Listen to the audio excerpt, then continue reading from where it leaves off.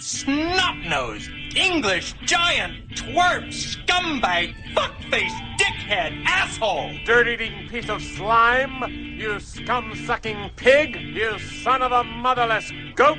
No business born insecure junkyard motherfucker! You are physically repulsive, intellectually retarded, vulgar, insensitive, selfish, stupid. You have no taste, a lousy sense of humor, and you smell. Você está escutando o Bate-Papo na Masmorra, podcast masmorracine.wordpress.com.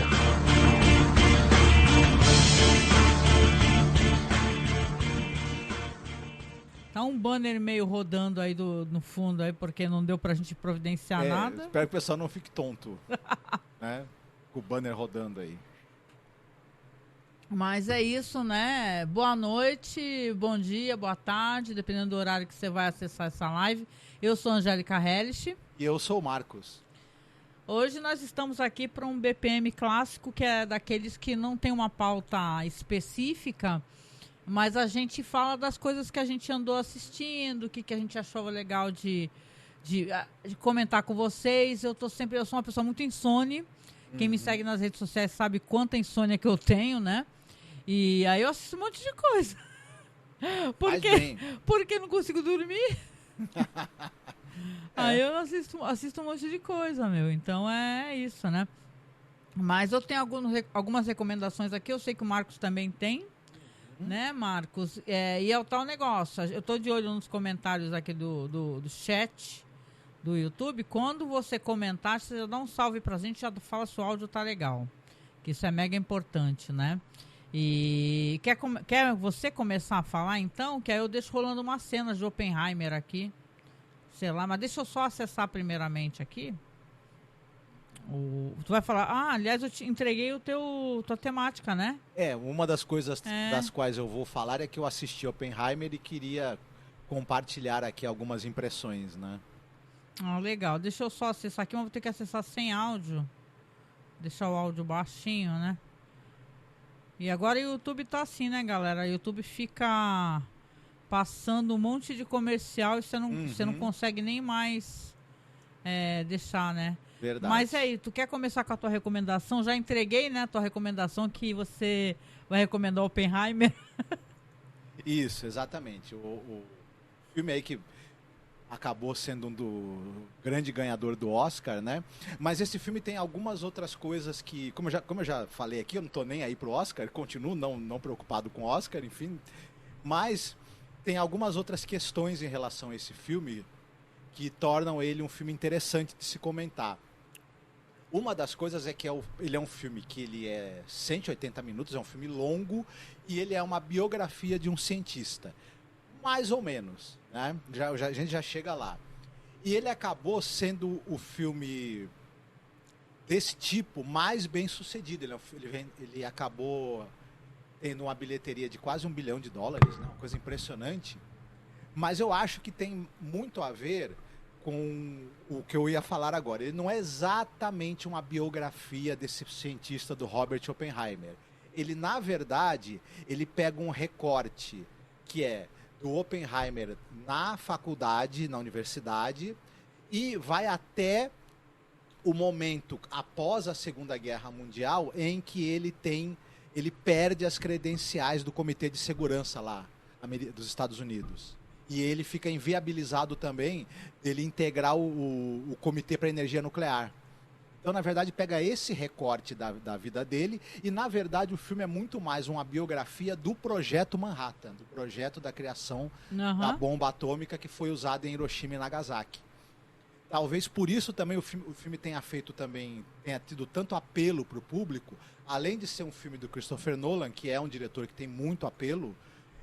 O fato de tratar do projeto Manhattan, desse tema da criação da bomba atômica e da Segunda Guerra Mundial, também é um tema que acaba interessando ao público mais do que interessaria, talvez, se ele fosse uma biografia do Robert Oppenheimer.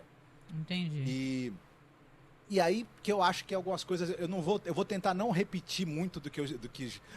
É um filme que, como foi um filme ganhador de Oscar, filme de sucesso, filme do Christopher Nolan, muita gente já comentou, né? Então, mas eu acho interessante que ele me surpreendeu um pouco enquanto filme desse diretor.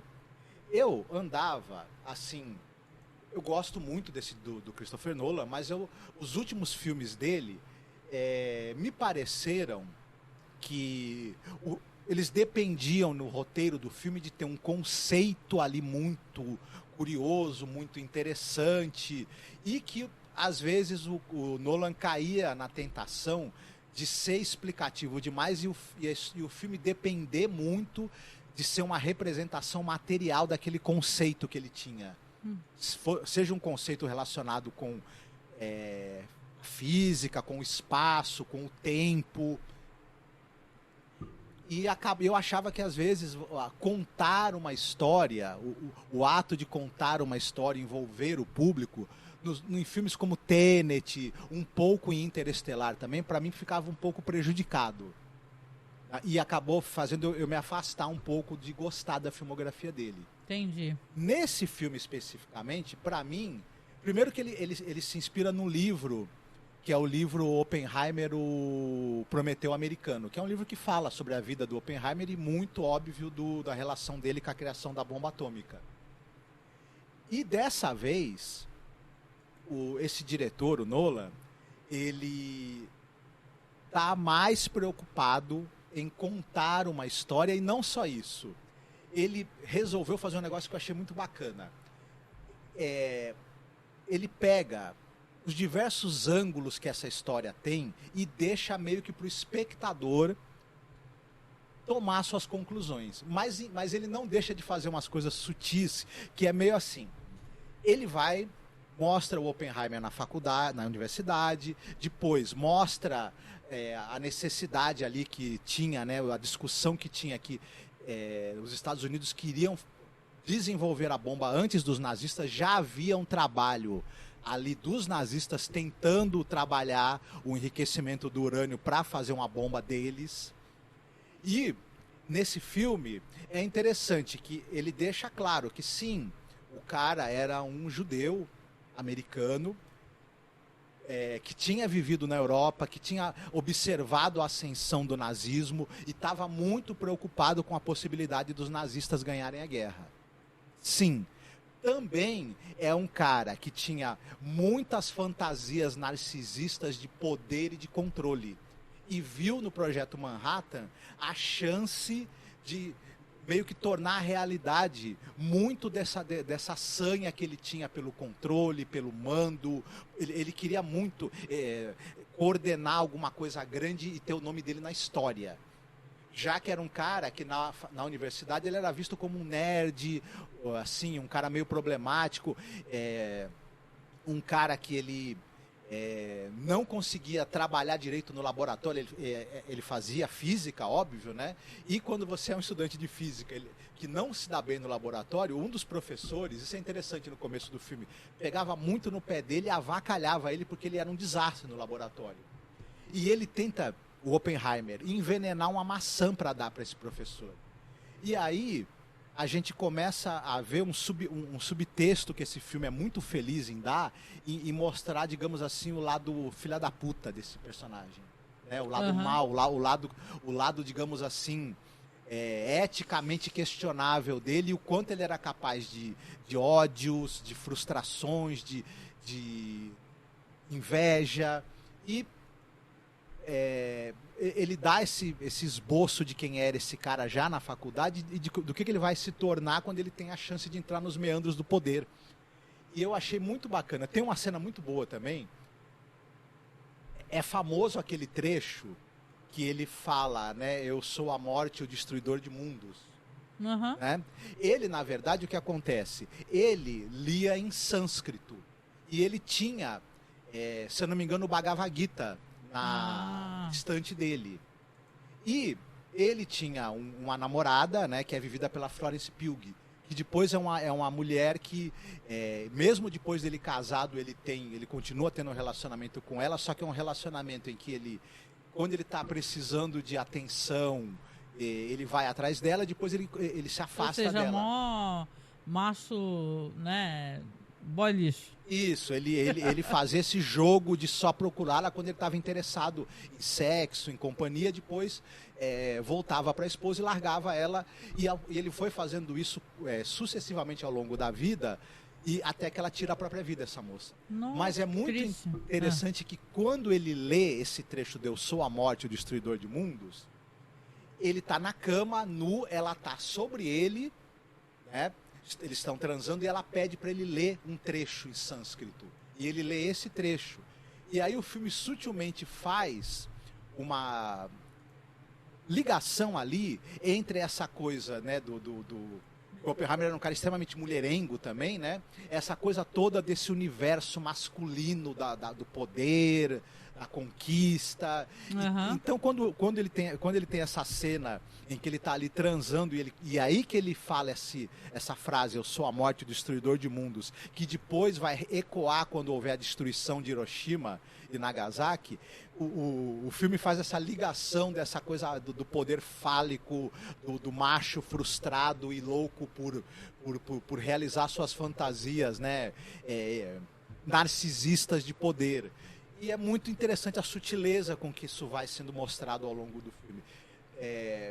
Tem uma outra cena muito interessante. Eu tô usando as cenas talvez de maneira que elas podem servir como spoiler, mas na verdade é meio que uma história que já é conhecida, meio que para ilustrar, acho que o caminho que o filme toma. Uhum. Então tem uma outra cena que ele está num auditório, isso após a bomba ser lançada em Hiroshima, após o projeto Manhattan ter sido bem sucedido em produzir a bomba, em fazer os testes. A bomba é lançada, tem uma discussão muito interessante entre o pessoal do Departamento de Defesa, em que eles estão lá escolhendo os alvos.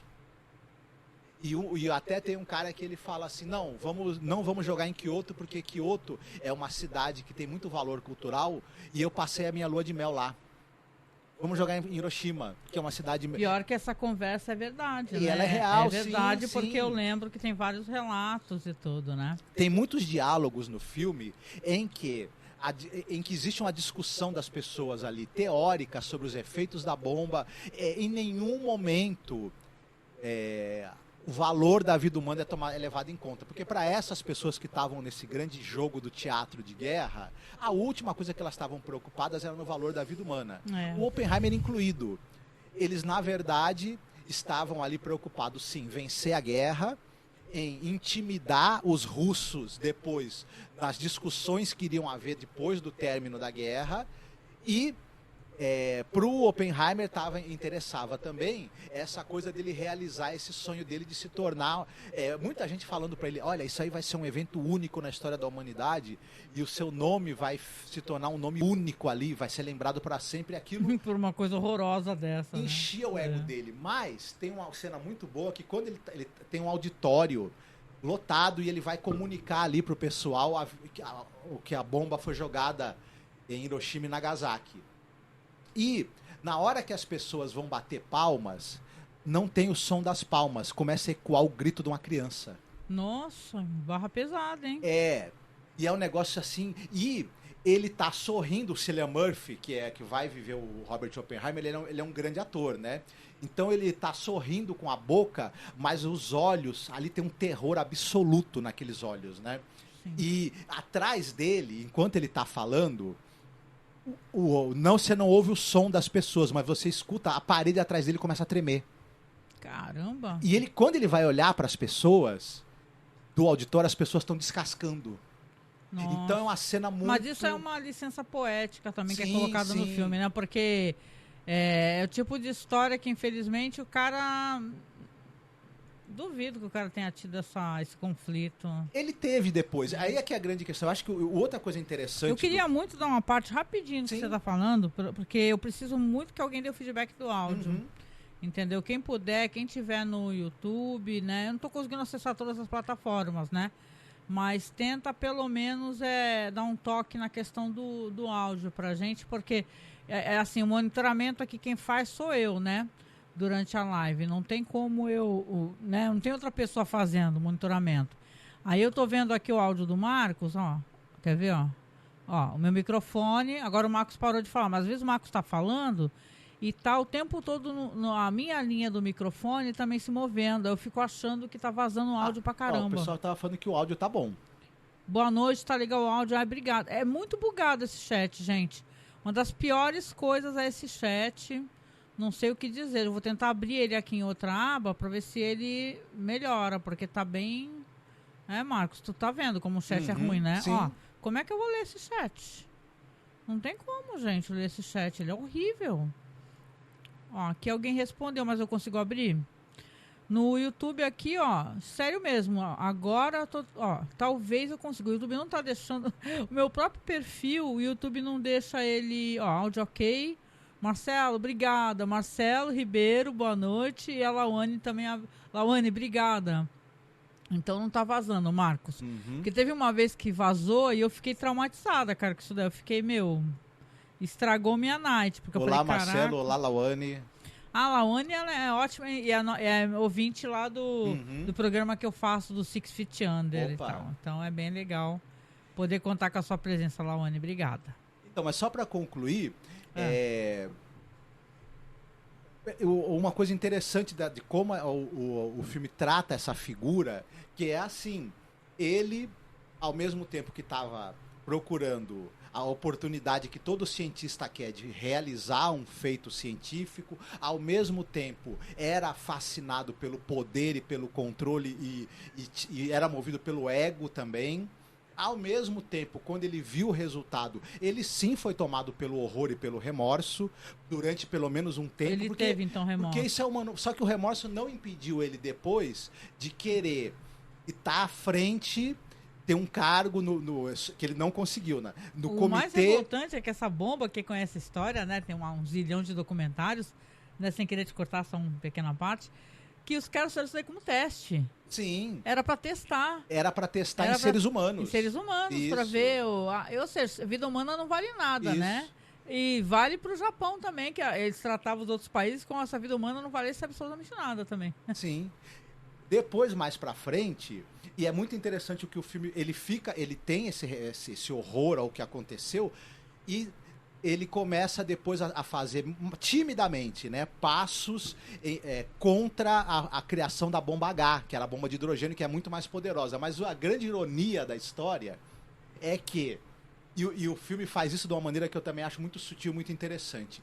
Quando tem o julgamento lá do comitê que vai tirar as credenciais do Conselho de Segurança dele, o cara que preside o comitê chega para ele e fala assim, vem cá, ok, hoje você é contra a criação, você se põe contra a criação e a proliferação das bombas de hidrogênio, mas na época você participou da criação da bomba atômica, você apoiou a criação da bomba de hidrogênio e detalhe, você não pareceu ter problema nenhum com os 220 mil mortos.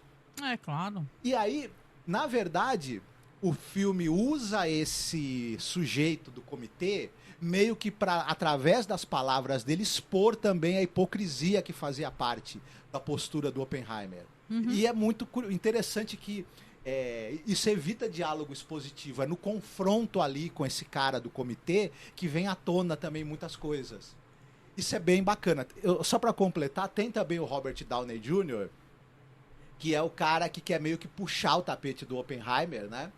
Sim. E porque ele acredita que o Oppenheimer, na verdade, falou mal dele, fez picuinha contra ele. Esse cara é um senador, né? E ele quer ajudar a melar, a participar, tirar a credencial do Conselho de Segurança do Oppenheimer para ele não poder fazer parte do Conselho Nuclear. Olha. Só que depois esse senador ele também se ferra. Mas ele representa para nós... Ele ganhou o Oscar, né? Tu viu, né? Robert Downey Jr. Esse senador representa para nós o que é os meandros do poder. A gente vê como é que é a manipulação, a falsidade. E só para finalizar, como esse filme ele é cheio de entrelinhas muito boas, tem um momento em que depois que a bomba é lançada, o Oppenheimer tem um encontro com o Truman, o presidente Truman, que é feito inclusive pelo Gary Oldman. Ai, caramba. E o Truman olha para ele e fala assim, vou falar uma coisa para você, as pessoas lá em Hiroshima e Nagasaki não estão nem aí para quem fez a bomba, nem aí, elas estão interessadas em quem jogou fui eu. Foi você. Nossa. E aí, esse daí tá é querendo ter o mérito, né? Esse diálogo, ele é horrorífico em níveis, porque o cara deu a entender pra ele, quem vai ficar com a glória disso vou ser eu. A glória de ter dizimado 200 mil pessoas, né? Meu então, Deus. É isso. Eu achei que é interessante. Ele tem... ele não é exatamente um filme, digamos assim, anti-belicista ou anti-guerra, mas ele tem uma leitura de vários ângulos dessa história e que deixa pra gente tirar nossas conclusões. Eu acho que nesse sentido ele foi muito bem feito e muito feliz, né? Ah, legal. Eu não assisti Oppenheimer, por isso que eu tô aqui, né? Ouvindo o Marcos. Eu comecei a assistir, porque esse filme já tá aí disponível de diversas maneiras há tanto tempo, né? Mas eu vou assistir qualquer hora, né? Eu vou assistir. Eu fico feliz que você tenha gostado. Gostei. Que você tenha gostado e você te tocou assim. Eu peguei aquele ranço besta de falar assim, não tô afim de ver a história do cara que criou a bomba. Babá. Eu achei interessante. Mas é interessante, sim. Poder ver os meandros, né, do poder e como que agora as armas... foi doloroso ver o Nolan ganhar o Oscar, foi, né, porra? Eu tava torcendo pro... Na verdade, eu já achei muito ruim a Greta Gerwig não ser indicada, né? Não tá indicada, já não gostei Assassino muito da Lua das Flores ganhou nada, meu. Eu Imagina, por mim... na moral, eu sei que a atuação da Emma Stone foi legal, mas, porra, a mina não ganhou nada. A Lily Gladstone também. Aí depois vieram falar, deveria concorrer como coadjuvante. Por quê, se ela não é coadjuvante no filme? Ela é a atriz principal, né? Bom, sei lá, papo não é do Oscar, né? Mas, tipo assim, aí eu vou assistir, né? Mas não sei quando, assim. Tô que nem o La La Land, né? Por algum motivo eu nunca quis assistir o La La Land, gente. Eu fiquei com um problema com o La La Land. Eu peguei não sei se foi aquele negócio dos caras querer dar o Oscar pro La La Land. Que depois o negócio acabou sendo um problema de design também do cartão, né? Foi muito comentado. O design de um cartão pode ser um desastre, né? Tem que ser bem pensado. Design do cartão, o cara tava doidão, né? Também, possivelmente, né? O Warren Beatty, eu não quero falar mal dele, mas ele tem fama de gostar de álcool, né? Eu tô achando engraçado mais do que deveria. Não sei. Essa câmera aí, porque parece que eu tô super bronzeado e eu tô mó pálida, assim. Eu tô fugindo do sol loucamente. Mas, legal a tua recomendação. Acho que as pessoas com certeza vão atrás, quem não foi, né? Porque é uma história interessante, né? Eu tenho uma mania, eu gosto de ver a história dos povos que foram atacados e tal. E me interesso muito, a gente fez um podcast sobre não Clarão Chuva Negra, né? Mas Gay em Pés Descalços, né? Que até já faleceu o autor, né? E a gente falou de um monte de produções e tal, e dessa questão toda, e é o outro lado da história, né? O pessoal até falou assim, porque o Godzilla Minus One também ganhou o prêmio, né? Aí o pessoal até brincou, né? Falou assim, olha só, o que ocasionou o Godzilla Minus One ganhou o prêmio, aí foi o Godzilla Minus One também ganhou, né? Então é uma coisa meio assim, né? Mas é isso, gostei sim da tua recomendação. E tu tem mais coisas que eu sei também, sim, né? Mas e você, o que você recomendaria pra gente? Eu vou vir com a maior farofada, vou logo avisando. Tem duas coisas legais. Esse primeiro aí, eu vou ter que tirar essa gata daqui, gente, que essa gata ela tem um lance comigo, que na hora que eu começo a fazer a live, ela fica toda ansiosa, ela quer colo, não sei se vocês já viram isso, quer colo, aí vem cheirar meu sovaco, ela é super engraçada. Eu assisti uma cacetada de coisa, mas eu vou falar de uma farofa agora porque eu gostei, eu curti. E tem um filme aí que é o Donzella, que saiu pela Netflix, que é o Denzel. Deixa eu ver se consigo botar o trailer pra vocês aqui, né? Que esse filme, eu achei interessante que ele... eu não esperava nada, eu não sei se é por isso também, né? Depois que, pra assumir, eu fui ver assim que... na moral, deixa eu só dar uma parada nesse trailer aqui. Falei assim, vou ver isso daqui, porque eu tô com insônia. Só que aí, depois que eu fui ver que era um diretor legal, eu gosto da atriz. Nossa, desde que eu assisti esse filme, eu não paro de me rasgar de elogios à atriz, cara. Eu não paro de falar dela, porque eu adorei ela de todo o coração. Achei ela do caramba. Eu vou deixar rolando o trailer pra vocês aqui enquanto eu falo aqui. Espero que ele não esteja com áudio, né? O YouTube tem maior tendência a ficar derrubando tudo, né? Então, vou deixar rolando para vocês aqui. Mas, então, comecei enrolando e tal, mas eu gostei muito desse filme. é a história mais manjada do mundo. Pra quem gosta de Senhor dos Anéis e tal, já viu história de dragão inteligente até dizer chega. Não tem problema, não estamos aqui pra ficar fazendo essas comparações. E esse é um filme divertido, tem um elenco que eu acho que é um elenco mó legal, né? Porque tem a Millie Bobby Brown, né? Isso. Tem o Ray Ray Winston.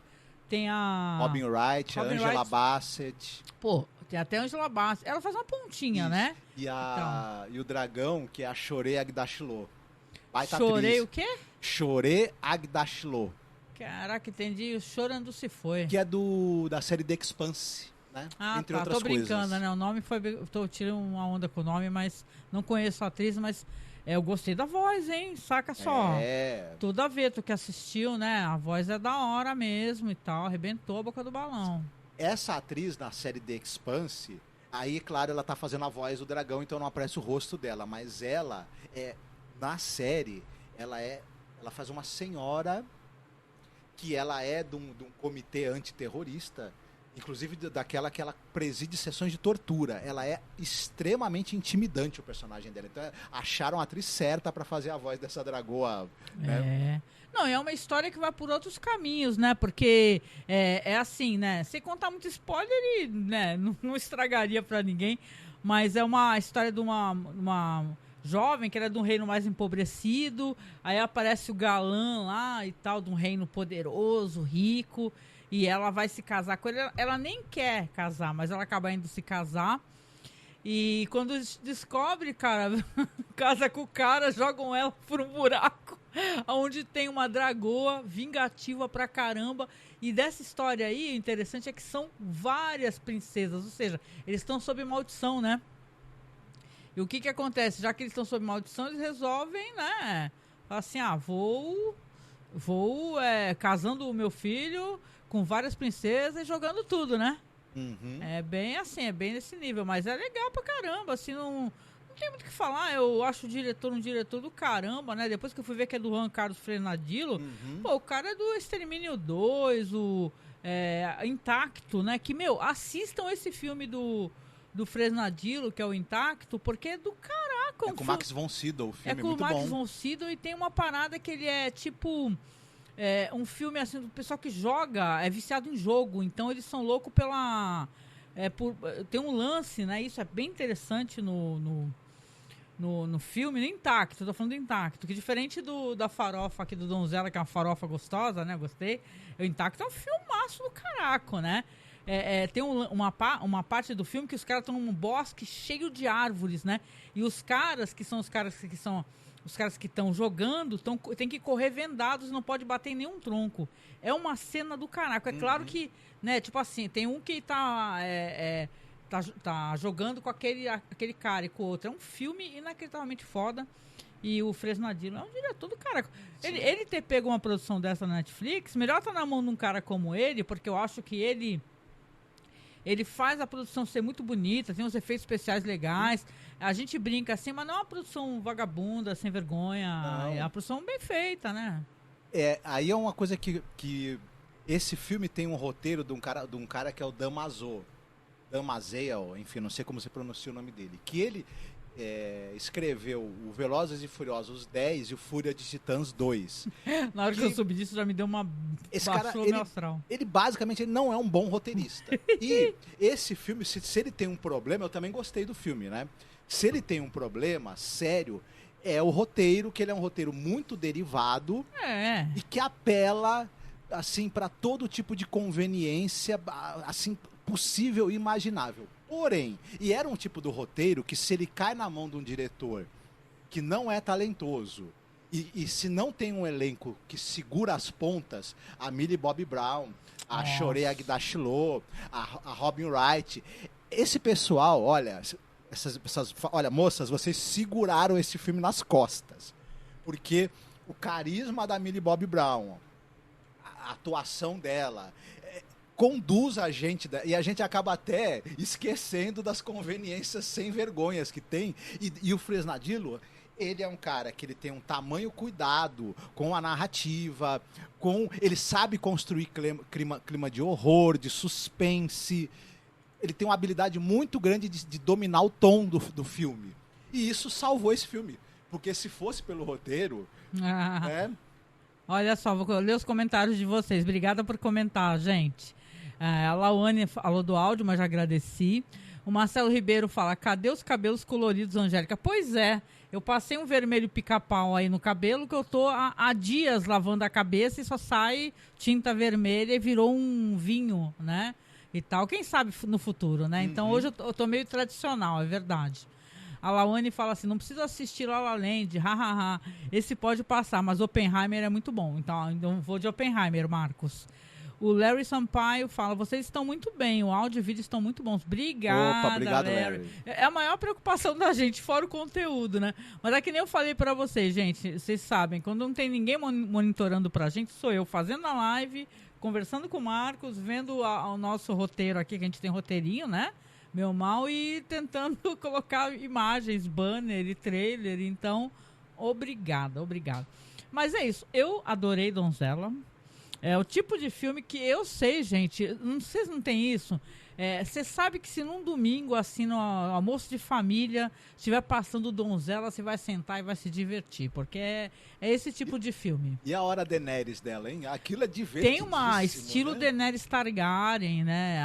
Não vou contar, né? Porque vocês têm que assistir. É tão divertido. Dá essa moral pra Millie Bobby Brown, porque eu acho que ela tem muita coisa pra entregar pra gente enquanto atriz, sabe? Ela é uma ótima atriz. Ela já fazia diferença. Eu assisti pouco Stranger Things. Assisti, acho que 2 temporadas de Stranger Things. Mas eu adorava. Eu gostava dela. E depois Sherlock Holmes foi tão legal com ela. Ela me ganhou no Enola Holmes. Enola Holmes. Ela me ganhou aí. Eu falei, olha, essa menina... realmente. Ela tem, essa deve ter muito pra entregar pra gente enquanto... né, atriz e tal. Eu achei divertido também, porque o filme tem a Robin Wright, que agora é só Robin Wright, né? Mais Penn, né? Que ela era a esposa do Sean Penn, que gosta de bater em mulher, né?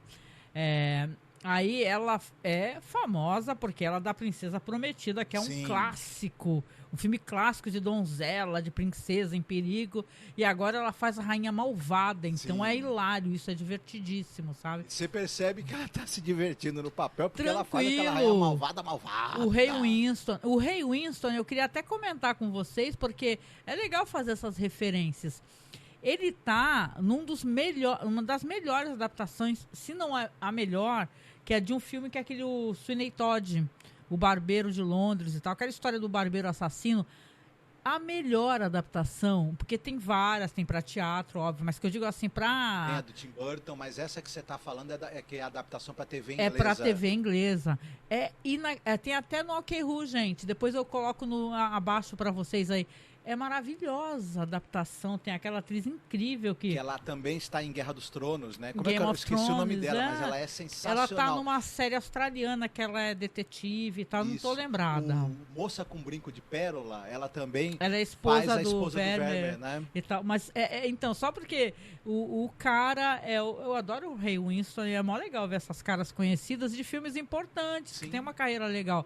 E eu acho que a Millie Bobby Brown, cara, ela tá maravilhosa, porque o filme depende dela. Ela tá passando perigo pra caramba, sofrendo, e você vai acompanhando a trajetória dela, mesmo sendo a história mais conhecida, né? Não uma coisa nova, mas é bem atuado por ela, entendeu? Então, vale a pena. O Ray Winston, ele tem feito alguns vilões muito genéricos nos últimos anos, né? E é interessante, nesse filme, a gente ver ele fazer um personagem com um pouco mais de substância, ele faz o pai né? dela. Que tem uma escolha muito difícil para fazer, difícil, né? Ele vende ela praticamente, né? Porque o reinado lá, para onde ela vai, é gente muito rica. Mas por que eles são ricos? Porque roubaram da Dragoa. Isso. Entendeu? Enfim, o filme também, ele tecnicamente efeitos especiais. A única coisa que eu não gostei muito na questão da produção, ele usa o tempo todo fogo digital, né? Eu senti falta de um outro momento. Tu queria um fogo de verdade, de pirotecnia, né? Nossa atriz. Tem vários momentos que, aliás, tem uma coisa legal, é a maquiagem também, porque ela sofre várias queimaduras é uma história assim que tem até um pouco de gore, porque ela se machuca, ela se queima, ela se quebra, entendeu? É bem cruel mesmo. Mas isso aí eu acho que tem um dedo do Fresnadillo aí, né? Desse diretor. Ele consegue nessa história que no final é uma história meio leve, né? Ele consegue encaixar uns momentos de gore, uns momentos de violência, uns momentos de horror e acaba ajudando a temperar um pouco essa salada aí, né? Isso aí, é uma salada gostosa, gente. É que nem eu falei, é uma farofa gostosa, vale a pena acompanhar. Eu sei que você também assistiu Você vai também falar da série lá do Lazarus Project? Não, mas eu quero que você fale aí o que você assistiu. Não, eu já... Minhas recomendações, por enquanto, já... O Marcos está cansado hoje, gente, aí ele tá mais pra lá do que pra cá. Mas, pô, tenta comentar outras coisas que tu tem assistido. É que tem uma outra coisa que eu quero comentar mais longamente. Não, comente. Não, mas comenta da série Lazarus Project. Eu tô curioso. É que eu vou ficar emendando duas recomendações. Eu já me meti na tua, né? Não, mas eu tenho que pesquisar, eu tenho que abrir aqui um bloquinho de nota e tal. Vai falando tu aí. Deixa eu tentar lembrar de alguma coisa que eu vi mais recentemente. Eu assisti o Band of Brothers, eu tinha comentado contigo, e o The Pacific. Não vi ainda o Mestres do Ar. Mas eu sei que você também assistiu as duas séries, né? Muitos anos atrás. Mas mais pra frente eu quero comentar algumas questões de semelhanças e diferenças entre essas duas séries, mais longamente, assim. Mas eu já recomendo. Quem ainda não assistiu Band of Brothers e The Pacific, é uma recomendação, são realmente duas séries muito interessantes. Uma delas, a Band of Brothers, ela bebe muito mais nessa questão, um pouco mais das narrativas clássicas de guerra, em que você tem aquele elemento ali de um certo heroísmo, ao mesmo tempo ela tem um trabalho muito cuidadoso de construção de personagens também. E já o The Pacific é uma narrativa que trata a guerra por um olhar talvez um pouco mais contemporâneo, porque ela é muito mais centrada no horror da guerra. Se em Band of Brothers os protagonistas são os soldados e a coragem desses soldados, ou às vezes o medo extremo, mas a vontade de superar esse medo, a vontade a busca pela sobrevivência, ou para, enfim, derrotar o inimigo, ou para achar um sentido também para aquela luta toda que eles estão tendo lá na Europa, né? O Band of Brothers, ele também trata de uma companhia de paraquedistas, né? Uhum. E já o The Pacific são os fuzileiros navais, né? Mas na série The Pacific, o protagonista já tem menos assim estudo de personagem em The Pacific. O protagonista da série já é mais a maneira talvez da nova Hollywood, enquanto que o Band of Brothers bebe nas narrativas de guerra mais clássicas. Já eu diria que The Pacific tem muitos elementos dessa outra maneira de ver essas narrativas que a nova Hollywood trouxe. O horror da guerra, ele é o personagem principal. E o niilismo, né? A falta de sentido para toda aquela matança e destruição, e a falta de sentido que acompanha os caras depois, quando eles voltam. Uhum. Enquanto que em Band of Brothers, quando a guerra termina, eles dão a entender ali que cada um foi tentando dar um rumo para sua vida e encontrar um sentido. Já em The Pacific, fica claro que para algumas pessoas elas nunca encontraram um sentido depois para a vida, depois do que aconteceu com elas ali no campo de batalha. Então é um paralelo interessante, mas talvez em uma outra oportunidade, numa outra live, a gente possa comentar com mais detalhes, né? Isso daí que eu acho que até vale a pena. Legal. Ainda bem que você falou, porque só os Mestres do Ar que você não conseguiu assistir ainda, né? Ainda não, mas aí, de repente, quando eu vir, dá pra fazer, né? Comentar essas 3 séries, né? Tá, legal. Então vou deixar aqui rolando pra vocês aqui, porque o Marcos puxou, só que eu queria fazer esqueminha de passar com trailer e tudo, né? Porque uma das coisas que eu assisti nas minhas noites de insônia, de muita insônia, né? E assisti, acho que em 2 noites. 2 temporadas, eu fiquei até, sei lá, de manhã assistindo, que é essa série que não é recente, né? Uma série que estreou em 2023. Olha só, estreou no ano passado, né? Que é mais ou menos recente. Ó, ela, na verdade, ó, em agosto, ó, vê só, a série estreou em 22 e a segunda temporada foi em 23. Ou seja, ela tá como finalizada. Essa série eu andei procurando por aí, gente, eu vou falar como é que eu assisti, porque eu assisti de maneira aleatória aí, porque eu assisti pelo Code, né? Que é aquele aplicativo lá que você consegue, sei lá, assistir séries por lá e tal, né? Ou seja, de maneira paralela. Que eu não achei para assistir nos streams aqui do país, né?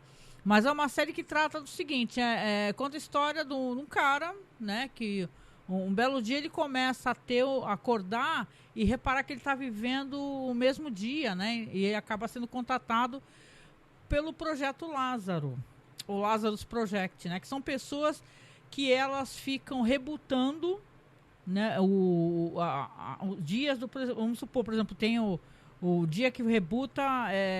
se explodir uma bomba atômica, rebuta. Entendeu? Tipo, 1º de julho, aí vai ficar tendo até resolver a questão da bomba atômica. Aí eles se metem nos conflitos internacionais e tal. Mas claro que a história dele é interessante porque ele tem uma namorada, ele é apaixonado, tá prestes a estrear um aplicativo, fazer grana e o caramba. Só que, o que acontece?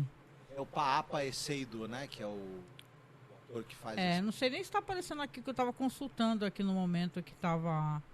coisando aqui a Wikipedia, né? Capaz que sim, porque eu tô consultando, porque eu não lembro, né? Quando tu falou o nome do cara, por exemplo, eu não sabia que o nome dele Não sei se eu pronunciei o Papa corretamente. Esseido, isso mesmo, isso mesmo, né?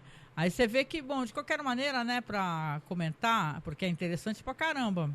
Eu andei tirando do lugar aqui, é por isso que tá zoando todo o plantão no meu bagulho. Essa série é interessante, porque qual que é a questão aqui? O que está em jogo? Você, o seu desejo o seu desejo, quase que eu falo uma merda aqui, é o cansaço. O seu desejo pessoal de você salvar uma pessoa, porque a dado momento ele vai ter problema e a mulher da vida dele vai morrer. E ele sabe que se acontecer uma merda muito grande no mundo, eles rebutam. Então ele pode tentar salvar a mulher dele. Então tudo que você pode imaginar que pode dar errado, as pessoas vão fazer de errado, e as várias realidades que compõem essa equipe, vai rolar. E essa série é muito interessante nesse sentido, porque ela trata essa questão do... que o pessoal fala que é muito complicada desse... como é que chama mesmo essa expressão quando você está lidando com o tempo? Tem uma expressão... que você não pode encontrar a si mesmo em Viagem no Tempo. Qual é o nome dessa expressão? Paradoxo. Ela trata isso daí com uma simplicidade do caramba. Não vou contar spoiler, mas basicamente vai ter um momento que todo mundo vai se encontrar e um grande foda-se. Mas é muito boa, gente, muito boa. Angélica, onde que tu assistiu? Que nem eu falei, eu aqui em casa, eu uso o Code, entendeu? Porque nem sempre eu tô afim de ficar baixando as coisas e tal, eu uso o Code para assistir, né? Que eu não preciso baixar nada, depende de configurar. Se você não sabe como usar o Code, dá um Google aí, um YouTube aí, é como instalar e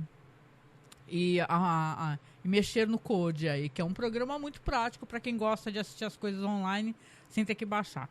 Então, é legal o Lazarus Project, assistam 2 temporadas, essa série do Reino Unido aí, que tem toda aquele ar, né, de britânicos falando, né, eles têm essa fleuma, né, então é bem legal. Poxa, vou procurar assistir. Espero que você goste. E aí, acabou? Você quer falar mais alguma coisa? Como é que ficou a situação? Não, por enquanto, as coisas que eu tinha para comentar... O Marcos está mais para lá do que para cá. Aliás, gente, deixa eu aproveitar esse momento, então, que a gente... Não sei quanto tempo que a gente está online aqui. Faz 1 hora já. 45 minutos, para poder dar uns avisos rapidex aqui. Eu tenho falado isso, tenho tocado umas vinhetas, mas não vou tocar vinheta agora para vocês. Mas eu vou avisar, porque tem que avisar, gente. O Padrim, que é uma das plataformas que a gente está usando há anos, que a gente tem padrinhos e madrinhas, pessoas que nos apoiam, que a gente sabe que todo mês vai ter aquela graninha que não é muita grana, gente, sério mesmo. Teve mês que às vezes o padrinho tá com problema, a madrinha não paga, né? E a gente entende, obviamente, isso, né? Mas o que acontece? Até o site é um pouco caro para manter o site com os podcasts, etc e tal. Aí a gente precisa que as pessoas que nos apadrinham, se você não apadrinha, vá pro Apoia-se. Porque o Apoia-se também recebe doações assim mensais. A gente sempre pede o pessoal doar 10, 20 reais, porque o Apoia-se pega uma cota para eles. Mas o lance é que eu preciso avisar que não recebemos mais nenhum apoio. Desde que estava vendo essa alteração, estou bem preocupada, gente, porque os apoiadores que nós tínhamos lá, que não são muitos no Padrim, tá?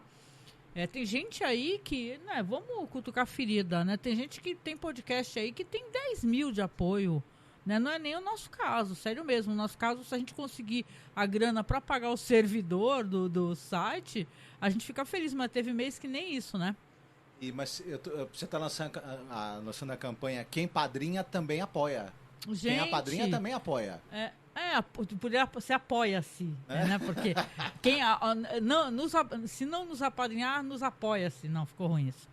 Mas o lance a gente precisa que as pessoas que são madrinhas e padrinhos do Padrim vão para o Apoia-se, para a gente poder ter essa cota X de pessoas nos apoiando, porque vai ser complicado a gente manter o nosso trabalho, ou a gente tentar, sei lá, fazer as coisas aqui sem apoio, vai ser complicado. Então, é um aviso que eu acho que é importante falar para vocês, porque por muitos anos, né, a gente vai fazer 15 anos de podcast agora em agosto, a gente nunca pediu doação. Eu, ao contrário, eu sempre fui muito avessa a isso, né, Marcos? Eu não queria, eu falava, eu não quero. Só que aí, quando as coisas começaram a ficar bem difíceis pra gente, a gente começou também a tentar melhorar um pouco o nosso trabalho, né? Ter microfones decentes. A gente nunca teve microfone legal, a gente sempre foi de headset, né? E, tem podcast da gente que tá imprestável. Tipo o número 3 lá, acho, ou 4, não lembro. Sim. Tá terrível. E o apoio das pessoas, né? Que essa aparelhagem que a gente está usando agora para fazer a live foi conseguida com apoio. Foi então, com apoio, a gente agradece muito. Apoio, Pix, porque a gente fez uma... Aliás, está devendo desenho, ilustração pra gente, né? Só para cobrar ao vivo aqui. Porque a gente fez uma ação... As pessoas fizeram muito mais para nos ajudar, né? Que vocês são pessoas maravilhosas. Mas a gente fez uma ação onde a gente ia sortear um desenho do Marcos sobre The Twilight Zone, bem bonito, né? Foi entregue tudo, já foi enviado, a pessoa recebeu. E a gente estava tentando comprar equipamento para melhorar o computador, porque o nosso computador não aguentava fazer uma live, fazer edição. E, gente, eu tô há anos, eu sou editora, eu sou a parte técnica do podcast. Entendeu? O Marcos, ele me ajuda gravando, ajuda pesquisando, mas toda a parte técnica, edição, sou eu que faço. Então, eu não conseguia fazer. Eu não conseguia fazer edição direito, eu não conseguia editar vídeo, a gente ia fazer uma live, ficava horrível, né? Então, eu consegui botar uma placa-mãe melhor no PC, botar memória, botar um HD SSD e tal, por aí vai, sabe? Aquelas, né? A gente só não conseguiu placa de vídeo, porque é uma coisa cara, e depois também mudaram as leis, né? E parece que tá todo mundo sendo taxado, aí a gente não conseguiu mais. Estamos até hoje tentando comprar essa bendita placa de vídeo para poder botar no PC, né? Que talvez se a live não ficar perfeita é por isso, né? Porque tá dependendo do processador aí, ele já tem um vídeo integrado.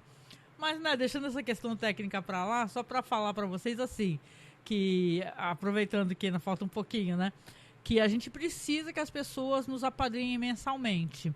Né? Porque a gente agradece pra caramba, tem gente que nos apadrinha via Pix, né?